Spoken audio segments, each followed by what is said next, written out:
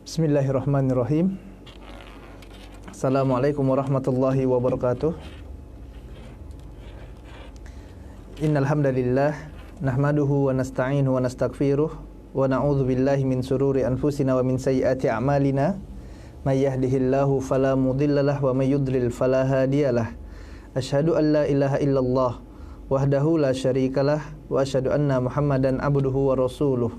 Allahumma salli ala Muhammad wa ala ali Muhammad kama sallaita ala Ibrahim wa ala ali Ibrahim innaka Hamidum Majid wa barik ala Muhammad wa ala ali Muhammad kama barakta ala Ibrahim wa ala ali Ibrahim innaka Hamidum Majid.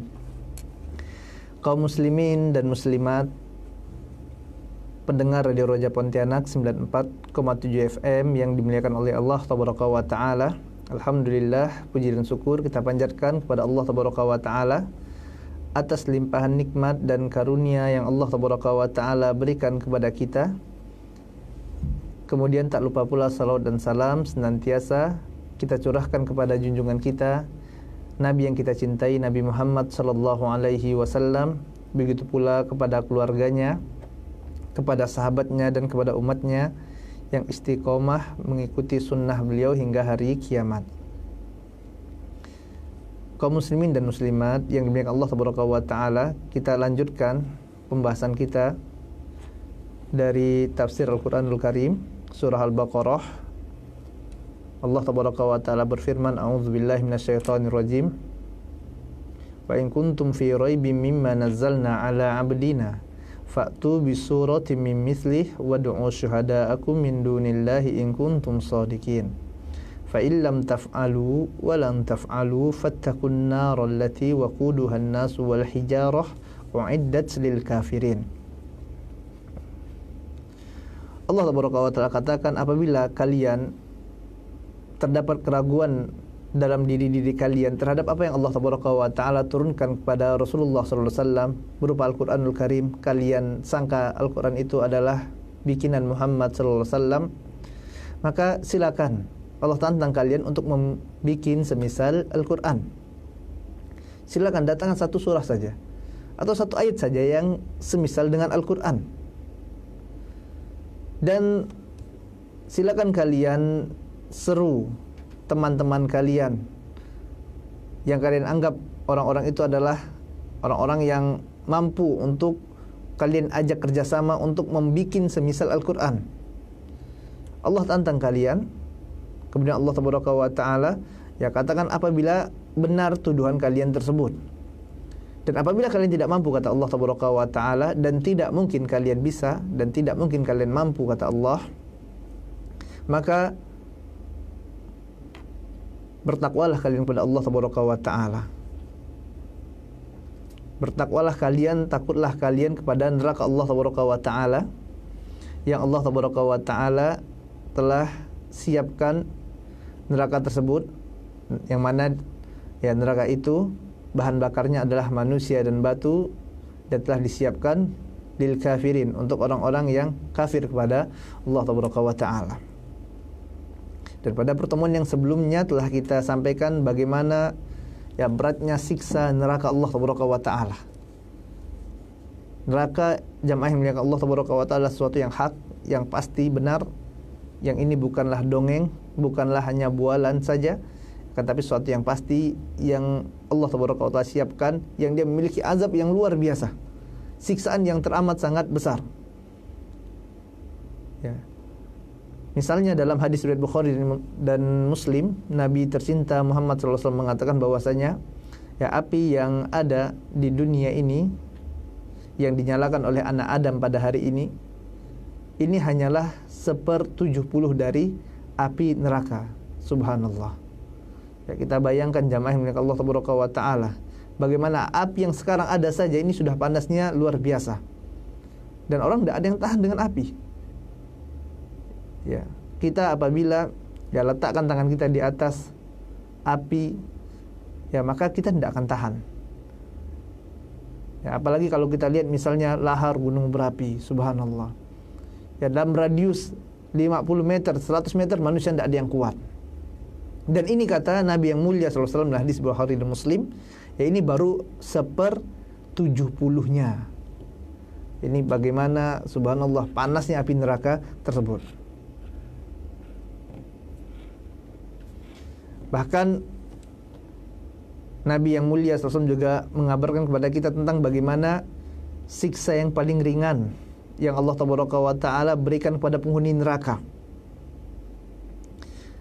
yaitu dia, api neraka tersebut hanya sampai kepada mata kakinya saja dan menjadikan otaknya sampai mendidih. Dalam hadis riwayat Bukhari dan Muslim dari Al-Abbas bin Abdul Muttalib, dia berkata kepada Nabi yang mulia SAW, bagaimana engkau bisa, apakah engkau bisa memberikan sesuatu kepada pamanmu Abu Talib, yang mana dahulu Abu Talib ini telah melindungimu dan banyak berjasa untukmu, marah pada orang yang mengganggumu. Abbas ini adalah radhiyallahu ta'ala anhu, paman dari Nabi yang mulia SAW dan saudara dari Abu Talib. Dia bertanya kepada Nabi yang mulia SAW, bagaimana pamanmu Abu Talib? Kemudian Nabi tercinta Muhammad SAW mengatakan, qal huwa fi dahdahi min nar, bahwasanya Abu Talib ini berada pada dahdah min nar. Dahdah itu adalah bagaikan sungai yang surut, yang mana di sana apabila sungai surut masih ada airnya. Inilah dahdah kata para ulama. Dan api tersebut tidak sampai pada betis Abu Talib, tidak sampai pada betisnya, hanya sampai pada mata kakinya saja. Dan dalam riwayat Bukhari dan Muslim disebutkan dari Abu Sa'id Al-Khudri bahwasanya api neraka yang hanya sampai pada mata kakinya ini, namun api tersebut telah menjadikan otaknya mendidih. Subhanallah.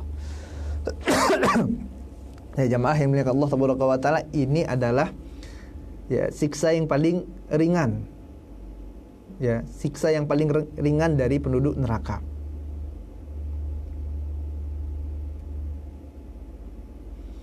Bahkan dalam riwayat Muslim dari Nu'man bin Bashir, Rasulullah SAW bersabda, inna ahwana ahlan nari azaban, sesungguhnya penduduk neraka yang paling ringan siksanya adalah seorang yang memakai 2 sandal dari neraka, yang memiliki 2 tali, kemudian otaknya mendidih dikarenakan panasnya sebagaimana mendidihnya air di kuali. Dan orang tersebut merasakan bahwasanya dia adalah orang yang paling berat siksanya. Ini udah dia mengira bahwasanya dia adalah orang yang paling berat siksanya, padahal dia adalah orang yang paling ringan siksanya di api neraka.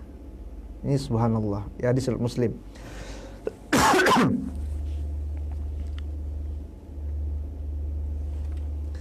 Belum lagi makanan dari penduduk neraka, jamaah yang Allah Ta'ala, yang mana Rasul yang mulia SAW katakan dalam hadis riwayat Tirmidzi bahwasanya makanan penduduk neraka adalah buah zakum, yang apabila getah dari buah zakum ini 1 tetes saja jatuh di atas muka bumi, maka akan merusak seluruh kehidupan dunia.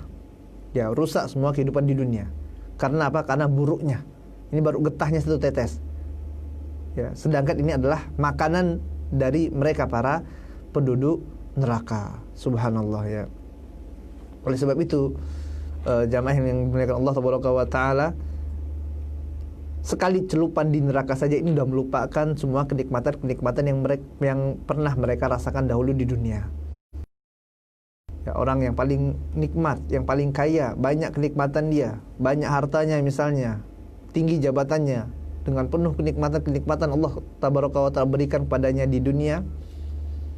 Kemudian ternyata dia kafir kepada Allah Ta'ala, sekutukan Allah Ta'ala.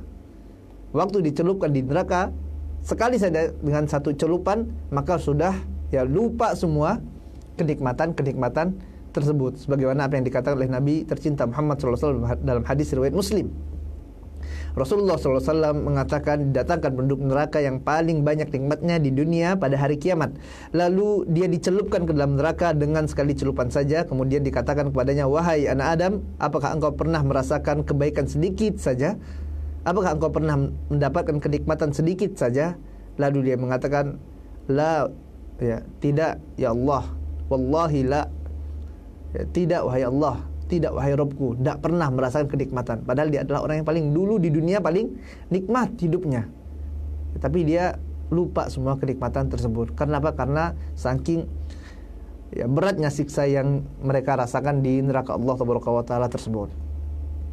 Sebaliknya didatangkan penduduk surga yang paling sengsara di dunia, paling sakit hidupnya di dunia, melarat mungkin, hartanya tidak ada, jabatan tidak ada, dihinakan manusia mungkin, paling sengsara kehidupannya, kata Nabi yang mulia SAW. Kemudian dia dicelupkan ke dalam surga, dengan sekali celupan saja. Kemudian dikatakan kepada orang ini, wahai anak Adam, apakah engkau pernah merasakan keburukan? Pernah tidak dulu merasa kesulitan selama di dunia? Sekali saja pernah tidak? Kemudian dia menjawab, la, tidak, wallahi ya Rabbi, tidak pernah, demi Allah, wahai Allah, tidak pernah saya merasakan keburukan, tidak pernah merasakan kesengsaraan selama di dunia. Padahal waktu di dunia orang yang paling sengsara, paling berat hidupnya mungkin, subhanallah. Ternyata waktu masuk surga, dicelupkan sekali saja dalam surga, lupa semua kesengsaraan tersebut, subhanallah. Dalam riwayat Bukhari dan Muslim, Rasul yang mulia sallallahu alaihi wasallam mengatakan, dikatakan kepada seorang penduduk neraka yang paling ringan azabnya di hari kiamat, andai engkau memiliki semua yang ada di dunia, pembendaharaan semuanya yang ada di dunia menjadi milikmu.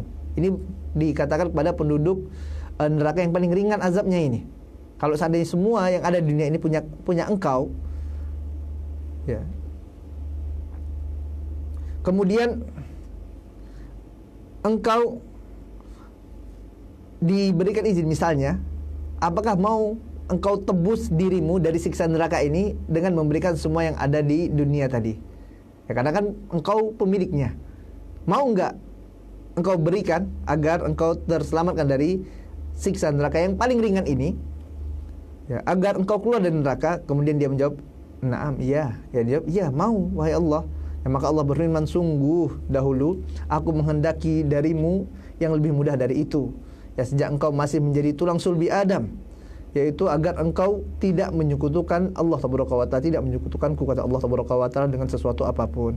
Namun engkau enggan dan engkau menyekutukan aku, kata Allah Tabaraka wa Ta'ala. Rawahu Bukhari dan Muslim. Padahal dulu waktu di dunia Allah mintanya tidak banyak. Allah cuma minta apa? Jangan sekutukan Allah Tabaraka wa Ta'ala. Jangan engkau jadikan tandingan-tandingan bagi Allah Tabaraka wa Ta'ala. Allah tidak minta semua harta kita, tidak. Akan tapi dia tidak mau, orang ini tetap mau ingkar kepada Allah Tabaraka wa Ta'ala, tetap dia sekutukan Allah Tabaraka wa Ta'ala. Udah masuk neraka, kalau seandainya semua harta di dunia ini punya dia, baru dia mau tebus. Akan tapi tidak ada gunanya lagi. Ini jamaah yang mulia Allah Tabaraka wa Ta'ala, sungguh azab neraka ini sangat mengerikan, sangat keras sekali. Dan Allah sangat keras siksanya, syadidul iqab, syadidul azab. Banyak ayat-ayat yang menyebutkan yang demikian. Oleh sebab itu konsekuensinya tadi, setelah manusia ini takut dengan neraka Allah Tabaraka wa Ta'ala, takut dengan ancaman-ancaman dari Allah Tabaraka wa Ta'ala, akan menjadikan dia apa? Meningkat keimanannya kepada Allah Tabaraka wa Ta'ala, akan menjadikan dia semakin takut dengan Allah Tabaraka wa Ta'ala, takut melakukan maksiat, semakin semangat untuk beribadah kepada Allah Tabaraka wa Ta'ala, mengerjakan amal soleh, menjauhkan apa-apa yang dilarang oleh Allah Tabaraka wa Ta'ala. Kenapa? Karena dia takut kalau maksiat masuk neraka. Dan neraka, subhanallah, tadi telah kita sampaikan bagaimana siksa-siksa yang disebut oleh Nabi yang mulia sallallahu alaihi wasallam bagi penduduk neraka. Makanya ini penting, jamaah yang mulia Allah Tabaraka wa Ta'ala. Orang yang senantiasa bermaksiat ini pada hakikatnya lemah sekali keimanannya kepada hari akhir, kurang keyakinannya kepada neraka. Bahkan sewaktu diancam dengan neraka, dia ketawa saja. Disampaikan ayat-ayat tentang azab Allah Tabaraka wa Ta'ala, senyum-senyum dia, main-main dia, tidak takut kepada azab Allah Tabaraka wa Ta'ala. Kenapa? Kurang yakinnya, seolah-olah ini tidak benar. Seolah-olah apa yang disampaikan oleh Allah Tabaraka wa Ta'ala dalam Al-Quran ini adalah bualan saja, ancaman saja.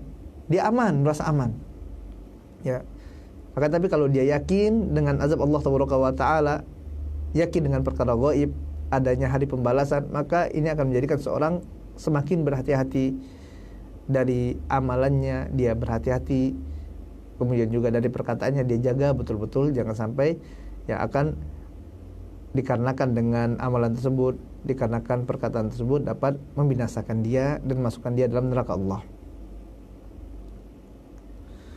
Fa illam taf'alu wa lan taf'alu fattaqun narul lati waquduha an-nas wal hijarah uiddat lil kafirin.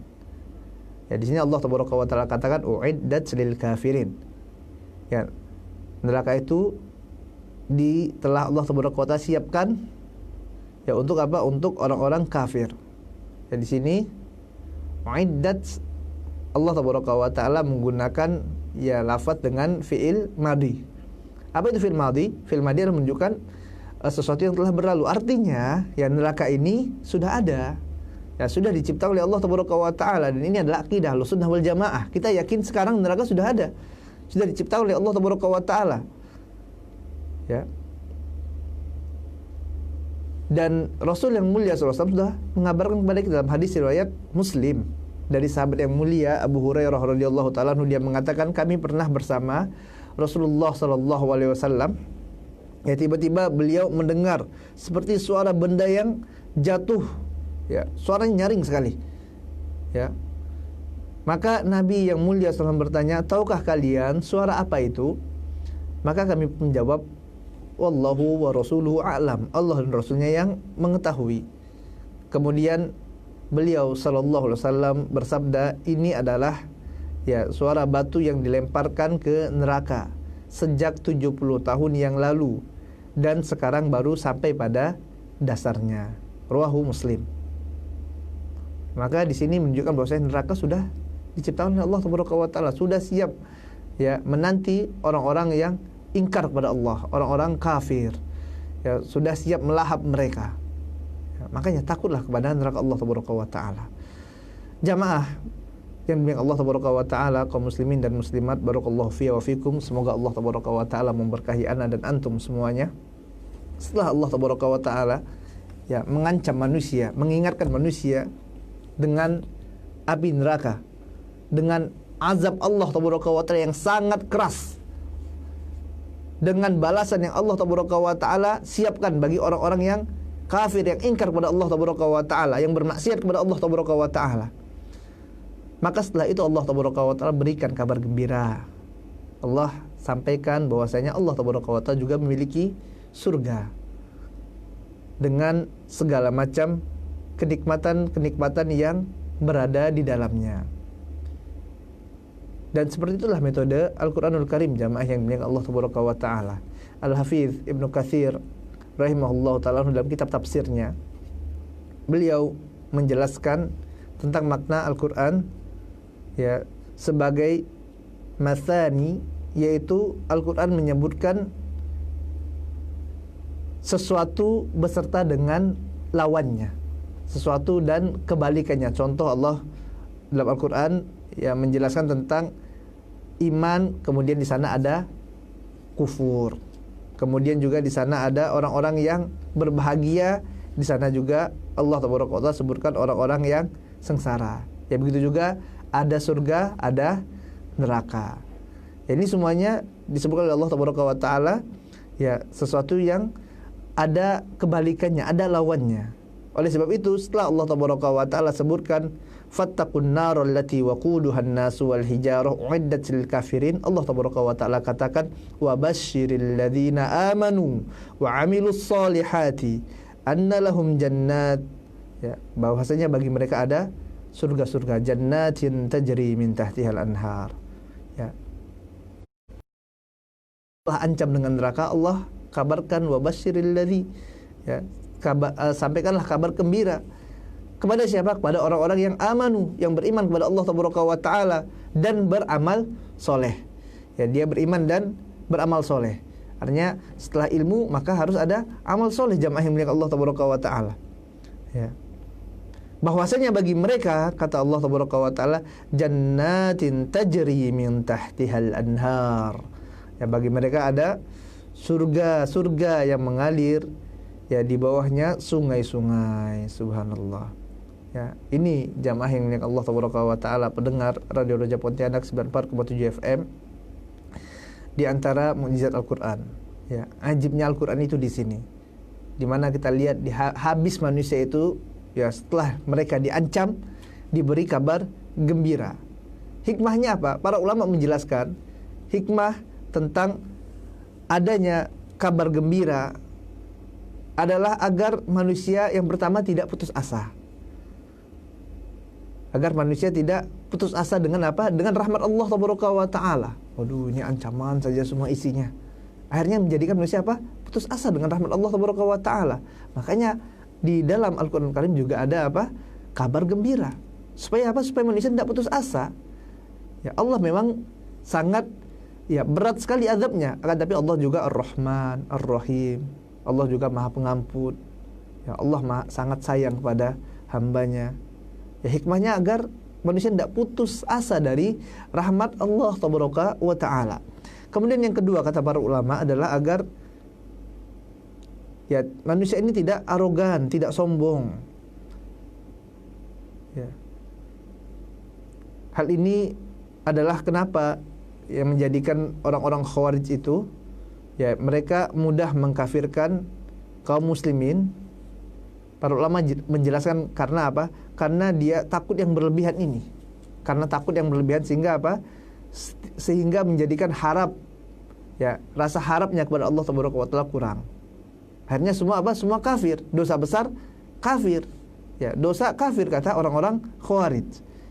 Kenapa? Karena takut yang terlalu besar. Makanya orang-orang Khawarij ini kita lihat adalah orang-orang yang ahli ibadah luar biasa. Bahkan para sahabat pun merasa minder dengan ibadah orang-orang Khawarij ini, sangat luar biasanya ibadah mereka. Ya, mereka takut sama Allah luar biasa. Sampai apa? Takut yang berlebihan ini, orang melakukan dosa besar pun dikatakan kafir, seolah-olah mereka melupakan bahwasanya Allah Tabaraka wa Taala Maha penerima taubat. Mereka lupa bahwasanya Allah Tabaraka wa Taala Ar-Rahman Ar-Rahim. Ya, sehingga timbul apa? Timbul sikap arogan. Ya, berlebihan. Ini semua orang sesat, salah semua kata mereka. Ya, ini penduduk neraka semua ini karena melakukan dosa besar. Ini dikarenakan apa? Dikarenakan mereka melupakan bahwasanya di sana ada kabar gembira yang disampaikan oleh para rasul, yang disampaikan oleh Allah Taala dalam Al-Qur'an, tidak hanya berupa ancaman saja. Kemudian yang ketiga kata para ulama, di antara hikmahnya adalah apabila semuanya yang disampaikan hanya ancaman saja, maka akan muncul ketakutan yang berlebihan pada diri seorang hamba dan akan menghilangkan kepercayaan dirinya. Ya, akhirnya tidak pede jamaah. Ya, kenapa? Karena kena ancam terus, takut saja bawaannya. Makanya Allah Taala juga turunkan ayat-ayat yang berupa kabar gembira. Di sinilah jamaah yang dimuliakan Allah Taala, barakallahu fiya wa fikum. Ya, metode Al-Qur'anul Karim ini adalah metode yang terbaik tentunya. Ya, thariqah yang tidak ada yang dapat menyamainya. Kita lihat di sini bagaimana Allah Taala mengajarkan kepada kita untuk memberikan keseimbangan tentang ancaman dan kabar gembira. Ada ancaman, ada kabar gembira. Ya. Tidak hanya sekedar ancaman saja. Ya. Tidak hanya kabar gembira saja, tapi seimbang. Lihat bagaimana Allah setelah ancam manusia dengan neraka, Allah beri mereka kabar gembira dengan surga. Allah kabarkan bahwasanya nanti ada surga-surga dengan kenikmatan-kenikmatannya, dengan bidadari-bidadarinya. Subhanallah. Ya. Dan seperti ini memang dakwahnya para rasul. Oleh sebab itu Allah Taala katakan bahwasanya rasul itu adalah pemberi kabar gembira dan pemberi ancaman bagi manusia, basyiron wa naziron. Ya, sebagaimana firman Allah Taala, inna arsalnaka bil haqqi basyiron wa nadhira. Ya, sungguhnya kami telah mengutusmu wahai Muhammad, kata Allah Taala, dengan apa? Dengan al-haq, dengan kebenaran. Ya. Sebagai apa? Basyiron, sebagai pemberi kabar gembira, wa nadhiron, dan apa? Dan pemberi peringatan, memberikan kabar gembira. Ini loh nanti ada surga. Surga itu subhanallah nikmatnya luar biasa sekali. Ini loh, kalau antum tidak mau taat pada Allah Taala, terus bermaksiat pada Allah Taala, tunggu nanti ada neraka. Nadhir, ya, ancaman yang disampaikan oleh para rasul, disampaikan oleh Nabi yang mulia Muhammad sallallahu alaihi wasallam pada orang-orang kufar tersebut. Makanya mereka yang mengikuti dakwah Rasul ini metode dakwahnya juga seperti itu, jamaah yang dimuliakan Allah tabaraka wa taala. Ya, ada apa? Basyir wa nadhir. Memberikan kabar gembira kepada manusia dan juga memberikan ancaman kepada manusia. Jangan dihilangkan salah satunya. Jangan ancaman saja isi dakwahnya. Menakut-nakuti manusia saja dari awal sampai akhir dakwahnya itu terus. Ya. Kafir-kafir saja yang disampaikan. Ya, orang ini udah kafir, ini nanti kafir, ini kafir. Ancaman saja. Tidak ada kabar gembiranya. Ini tidak benar. Begitu juga sebaliknya. Ya, fadilah saja disampaikan. Ya, fadilah ini seperti ini, fadilah ini seperti ini. Sampai hadis dhaif pun dia sampaikan. Ya, apa? Fadilah.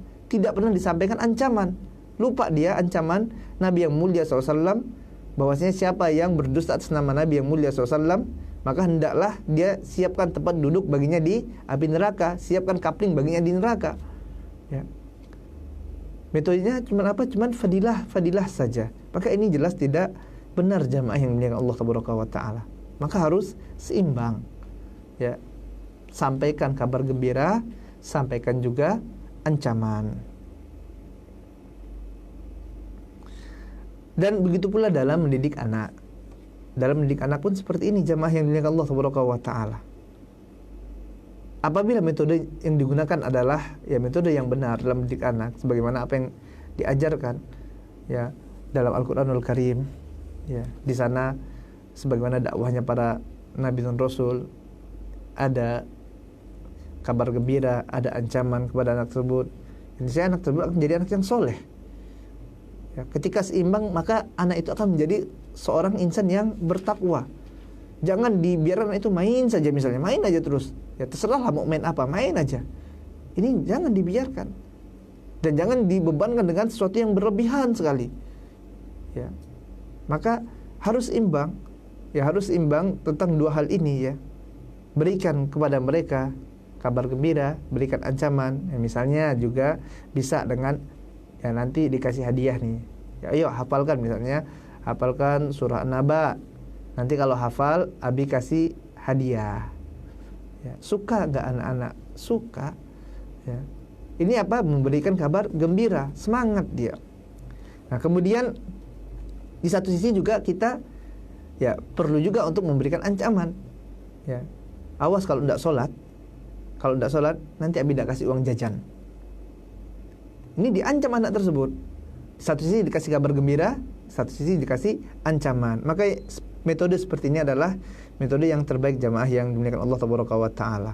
Ya, jangan tadi diancam terus anaknya, nanti jadi pengecut. Anak tersebut jadi pengecut karena apa? Karena terus diancam sama orang tuanya. Ya jadi minder, dia tidak pede. Ya, atau ya dikasih kabar gembira saja. Ya, akhirnya jadi apa? Jadi manja anak tersebut, tidak bisa apa-apa. Kenapa? Karena orang tuanya memanjakan anak tersebut ya secara berlebihan. Dan ini juga nasihat untuk diri anak pribadi dan kepada antum semuanya, para orang tua, ya untuk tidak melupakan memberikan pengajaran Al-Quran kepada anak-anaknya. Ini penting sekali. Ya, hajarkan anak-anak itu Al-Quran, hafalkan Al-Quran. Jangan biarkan mereka melewati masa-masa keemasan mereka begitu saja. Ya, dilewati habis waktu yang ada pada diri mereka hanya dengan main-main yang tidak ada manfaatnya. Habis waktunya dengan main game. Habis waktunya bahkan dengan mendengar musik misalnya, ini subhanallah. Ya. Oleh sebab itu dalam ya ilmu tib, ilmu pengobatan, ini kita mengetahui bahwasanya masa anak-anak itu adalah masa yang terbaik bagi mereka. Di antara masa-masa terbaiknya, ya masa keemasan. Oleh sebab itu anak-anak ini ya kalau misalnya disuguhkan dengan cara yang benar, maka akan sangat cepat sekali dalam menghafal. Ya, makanya anak-anak itu mudah sekali menghafalnya. Ya, cepat sekali menghafal. Begitu juga dengan belajar bahasa. Anak-anak sangat mudah sekali untuk mempelajari bahasa. Makanya tidak heran kalau kita dapati ada satu anak yang dia bisa bahasa Inggris, bisa bahasa Arab, bisa bahasa Mandarin, bisa bahasa Indonesia, bisa bahasa daerah. Ini banyak seperti itu. ya mereka yang orang tuanya sekolah di Amerika, anak-anaknya bisa bahasa Indonesia, bisa bahasa Inggris. Ya, bisa juga bahasa Jawa misalnya, bisa juga bahasa Melayu, bisa juga bahasa Sambas, bisa juga bahasa Hulu. Ya, subhanallah. Ya, anak-anak mereka bisa. Kenapa? Karena masa anak-anak ini adalah masa-masa keemasan yang mudah sekali bagi anak-anak tersebut untuk menyerapnya. Ya, makanya kalau mau anak itu cepat bahasanya, ya diajarkan dari kecil. Ya, orang tuanya bicara, diajak anak itu bicara. Sebagaimana kita mengajarkan anak-anak kita bahasa Indonesia, ajarkan juga bahasa Arab. Ya, padahal di Indonesia banyak sekali orang yang bisa bahasa Arab. Yang lulusan Timur Tengah banyak, yang lulusan pondok pesantren itu banyak. Tapi tidak mau mereka melazimkan untuk menggunakan bahasa tersebut, yang menjadi bahasa kedua misalnya di negara kita tercinta ini. Ya, subhanallah. Kenapa orang-orang kufar itu atau orang-orang yang mereka udah terbiasa dengan bahasa baratnya itu pede sekali mengajari anak-anak mereka dengan bahasa Inggris, ya. Mereka orang-orang Cina misalnya pede sekali mengajarkan anak-anak mereka bahasa Cina, ya, bahasa Mandarin. Dan itu tidak ada salahnya, tafadhol silakan. Ya, tapi kenapa kaum muslimin yang tidak mau mengajarkan anak-anak mereka belajar bahasa Arab? Ya, ini kan sangat sayang. Kalau udah tua ya butuh perjuangan. Ya butuh perjuangan. Bisa nah insyaallah, tapi butuh perjuangan yang lebih. Ya begitu juga pada usia ini, ya disodorkan dengan Al-Qur'an juga sangat baik sekali. Ya cepat sekali untuk mereka dapat ya menghafal Al-Qur'an. Ya disodorkan anak itu, disuruh minta mereka untuk belajar Al-Qur'an, ya menghafal Al-Qur'an. Ya. Dan di antara waktu yang terbaik adalah, ya kalau dalam ilmu pengobatan itu pada waktu gigi mereka tumbuh, ya tumbuh gigi permanennya, ya gigi permanennya tumbuh. Ini merupakan di antara waktu-waktu yang anak itu hormonnya lagi yang untuk menghafalnya itu bagus sekali. Ini dalam ilmu tips seperti itu. Biasanya usia 7 tahun atau 8 tahun. Ya, ini sangat baik sekali ya untuk disodorkan anak tersebut Al-Qur'anul Karim. Dan ingat jamaah yang dimuliakan Allah Tabaraka wa Ta'ala, ya Al-Qur'an itu barokah. Ya, Al-Qur'an itu barokah. Dan ketika hati anak ini diisi dengan Al-Qur'an, maka akan memberkahi hati-hati mereka. Kenapa? Karena Al-Qur'an itu barokah.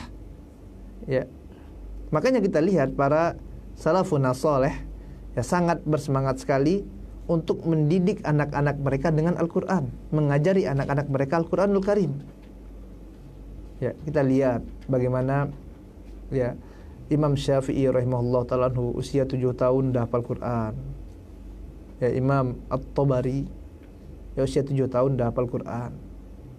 Kemudian Ibnu Qudamah usia 10 tahun hafal Al-Qur'an. Al-Imam As-Suyuti ya usia 8 tahun hafal Al-Qur'an. Ibnu Hajar Al-Asqalani rahimahullah ta'ala ya usia 9 tahun hafal Al-Qur'an.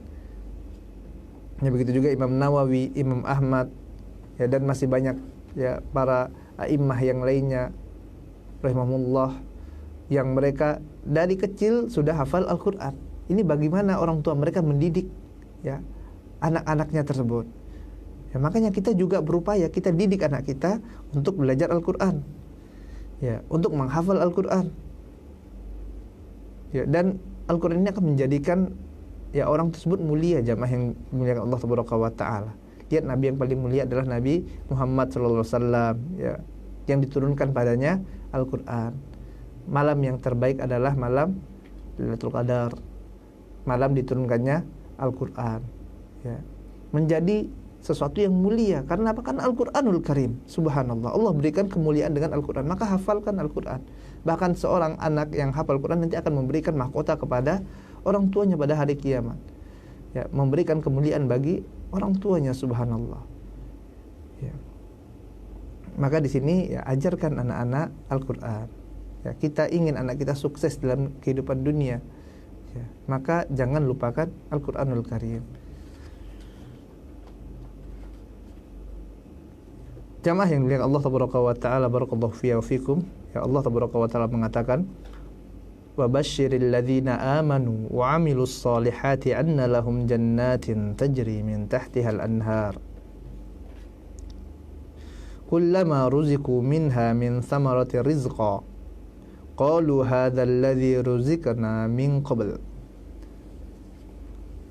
Dan berikanlah kabar gembira bagi orang-orang yang beriman dan beramal soleh, bahwasanya bagi mereka ini, kata Allah tabaraka wa taala, surga-surga yang mengalir di bawahnya sungai-sungai. Tajri min tahtihal anhar, mengalir di bawah surga itu apa? Sungai-sungai. Kullama ruziku minha min thamaratin rizqa. Ya, setiap mereka diberi rezeki berupa buah-buahan ya yang terdapat dalam surga. Qalu, ya, maka mereka katakan, hadzal ladzi ruziqna min qabl. Ya, mereka katakan apa? Ini adalah sesuatu yang pernah diberikan berupa rizki kepada kami dahulu. Ya, hadzal ladzi ruziqna, yang pernah ruzikna, yang pernah diberikan kepada kami rezeki tersebut min qabl, sebelumnya, kata mereka. Ibnu Mas'ud radhiyallahu ta'ala anhu dan beberapa sahabat yang lainnya menjelaskan bahwasanya mereka nanti di surga ini akan diberi buah-buahan yang berada dalam surga itu, dan sewaktu mereka melihat buah-buahan yang terdapat dalam surga, maka mereka pun berkata, inilah yang pernah diberikan dahulu kepada kami di dunia. Ya. Dan Allah tabaraka wa taala katakan apa? Wa utubihi mutasyabiha. Wa utubihi mutasyabiha. Ya, mereka diberi buah-buahan yang apa? Mutasyabiha, yang sama, kata Allah tabaraka wa taala. Abu Ja'far Ar-Razi menceritakan dari Anas dari Abu Aliyah, dia mengatakan bahwasanya antara satu buah dengan buah yang lainnya yang terdapat dalam surga itu memiliki kemiripan, akan tetapi memiliki rasa yang berbeda. Ini sebagaimana terdapat dalam tafsir Ibnu Katsir. Kemudian para ulama juga menjelaskan tentang bagaimana buah-buahan yang terdapat dalam surga menjadi beberapa pendapat. Ya, pendapat pertama, mereka mengatakan bahwasanya buah-buahan yang terdapat dalam surga ini dia serupa dengan buah-buahan yang terdapat di dalam dunia. Ya, buahnya serupa dalam rupa dan warnanya. Akan tetapi hanya rupa dan warnanya saja yang sama. Ya, rasanya jelas berbeda, kata mereka. Ya, rasanya jelas berbeda. Anggur ada di dunia, ada juga di surga. Namanya sama, bentuknya sama, akan tapi rasanya berbeda. Ini menurut pendapat yang pertama. Ya, karena buah-buahan di surga itu jauh lebih nikmat, kata mereka.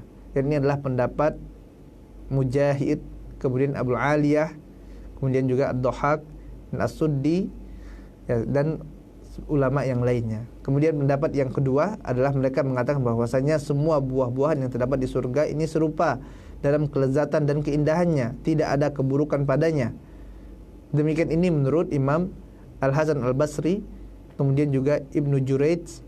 Ini pendapat yang kedua. Adapun pendapat yang ketiga,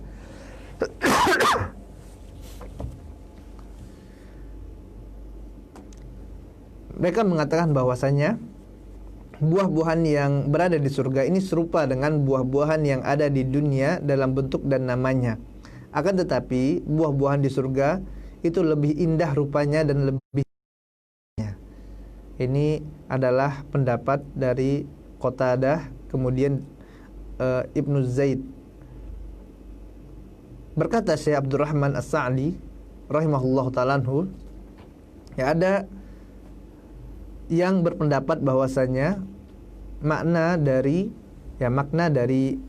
firman Allah Tabaraka wa taala ini, ya, yaitu buah-buahan yang terdapat di surga tadi serupa dalam namanya tetapi berbeda rasanya.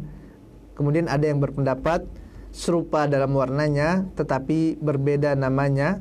Kemudian ada juga yang berpendapat semua buah-buahan di surga serupa satu sama lainnya dalam keindahannya. Ya, serupa dalam keindahannya, semuanya indah. Kemudian juga lezat.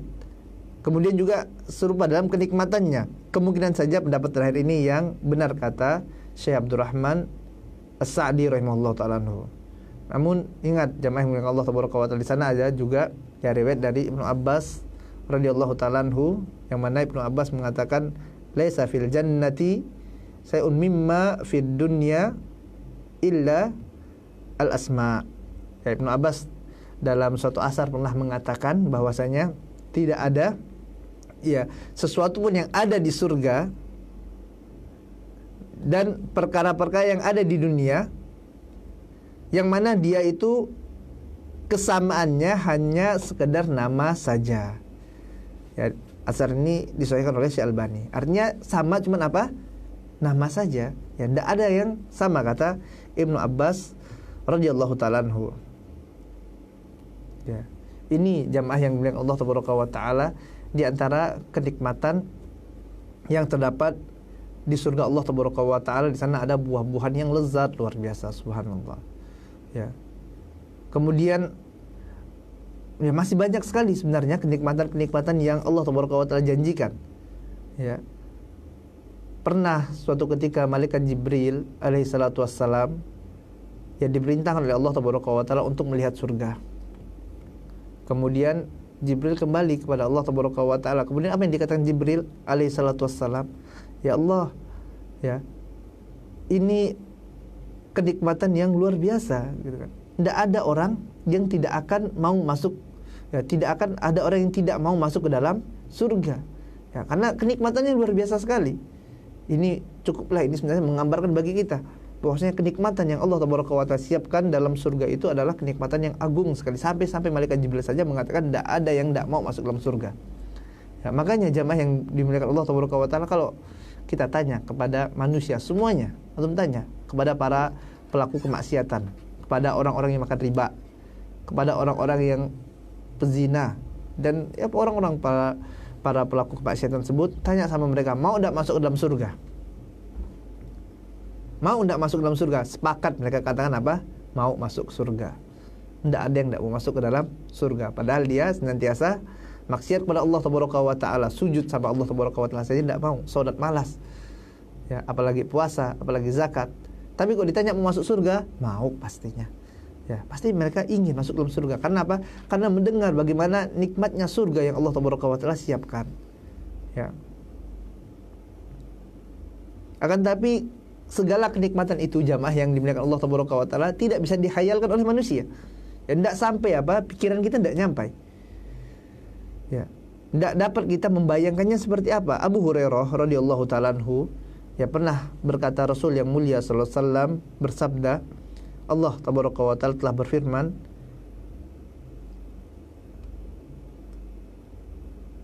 U'idtu li'ibadi as-salihin, aku telah siapkan, kata Allah tabaraka wa ta'ala,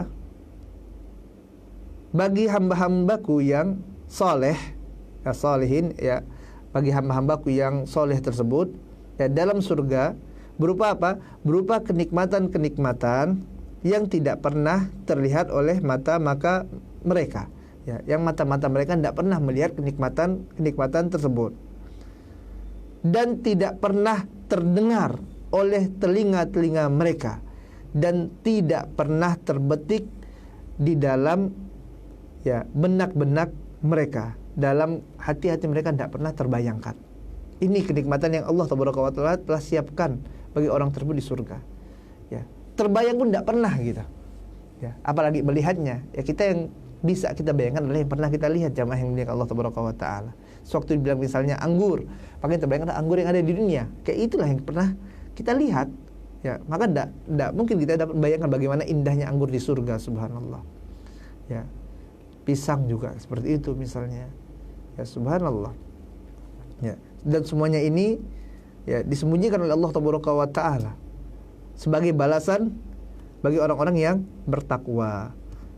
Ya, tidak ada orang yang mengetahuinya. Makanya Allah tabaraka wa taala katakan dalam Quran surah Sajadah, "Fala ta'lamu nafsum ma ukhfiya lahum min qurrati a'yun jazaa'an bima kanu ya'malun." Ya, tidak ada seorang pun yang mengetahui apa yang disembunyikan oleh Allah tabaraka wa taala ya, berupa bermacam-macam kenikmatan yang menyedapkan ya pandangan mata sebagai balasan dari Allah Tabaraka wa Ta'ala terhadap orang-orang yang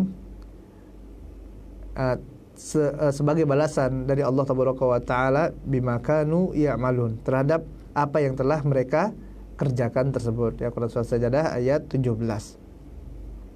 Ibnu Katsir rahimahullah ta'ala mengatakan bahwasanya arti di ayat ini yaitu tidak ada seorang pun yang mengetahui betapa agungnya ganjaran, betapa besarnya kenikmatan, kebaikan yang telah Allah Tabaraka wa Ta'ala siapkan, Allah sembunyikan ya bagi mereka, yaitu bagi orang-orang yang beriman di surga tersebut. Tidak ada yang tahu, kata Ibnu Katsir rahimahullah ta'ala ya, yaitu berupa kenikmatan yang abadi dan berbagai kelezatan demi kelezatan, kenikmatan demi kenikmatan yang belum pernah ya terbayangkan oleh pikiran mereka, belum pernah dilihat oleh mata mereka, belum pernah didengar oleh telinga mereka. Subhanallah, ini adalah kebahagiaan atau kenikmatan-kenikmatan yang telah menanti orang-orang yang beriman. Subhanallah ya. Di antaranya nanti ya Allah Tabaraka wa Ta'ala katakan apa? Walahum fiha azwajum mutahharah ya. Bagi mereka ada istri-istri yang disucikan. Ini subhanallah, ini di antara kenikmatan. Ya, kalau sudah membahas tentang istri-istri yang disucikan ya para bidadari tidak cukup waktunya. Ya, sebelum panjang sekali. Ya. Dan ini semuanya merupakan kenikmatan jamaah yang milik Allah Tabaraka wa Ta'ala yang tidak ada taranya. Tidak ternilai dengan apapun yang ada di dunia ini, tidak ada nilainya. Ya. Tidak dapat dibandingkan dengan kenikmatan yang Allah Tabaraka wa Ta'ala siapkan di surga. Bahkan mengenai bidadari surga, jamaah yang milik Allah Tabaraka wa Ta'ala, Nabi yang mulia SAW pernah mengatakan bahwasanya seandainya ada satu saja ya bidadari surga itu ya muncul di dunia, nongol di dunia misalnya, ya bidadari muncul di dunia, ya maka dia akan menyinari antara bumi dan langit dan akan memenuhi ya dari bau harumnya bidadari tersebut antara bumi dan langit. Yaitu subhanallah ya. Dan sungguh kerudung bidadari, kerudungnya ini lebih baik daripada dunia dan seisinya. Hadis riwayat Bukhari. Ini baru kerudungnya lebih baik daripada bumi dan seisinya. Di antara isi bumi apa? Itu wanita-wanita cantik yang antum lihat di luar itu penduduk bumi. Ini masih kalah dengan apa? Dengan kerudung bidadari. Masya Allah, baru kerudungnya ini. Ya. Ini belum bahas betisnya bidadari, itu subhanallah. Baru kerudungnya aja udah kalah tuh wanita-wanita cantik yang ada di luar sana. Ya, siapa wanita yang paling cantik yang antum ketahui? Itu tidak ada apa-apanya, dengan kerudung bidadari saja kalah. Dan ini udah nunggu antum di surga. Ya subhanallah, dan nunggu antum nih. Oh ini subhanallah. Ya ini istri-istri mereka yang telah Allah Tabaraka wa Ta'ala siapkan bagi siapa? Bagi orang-orang yang bertakwa di surga. Nah, saya rasa ini saja ya yang bisa kita sampaikan pada kesempatan kali ini. Apa yang benar datang dari Allah Tabaraka wa Ta'ala, dan yang salah datang dari kelemahan ilmu ana dan dari syaitan. Naktafi bihadzal qadar wa nakhtatim bidu'ai kafaratul majlis. Subhanakallahumma bihamdika asyhadu an la ilaha illa anta astaghfiruka wa atubu ilaik. Assalamualaikum warahmatullahi wabarakatuh.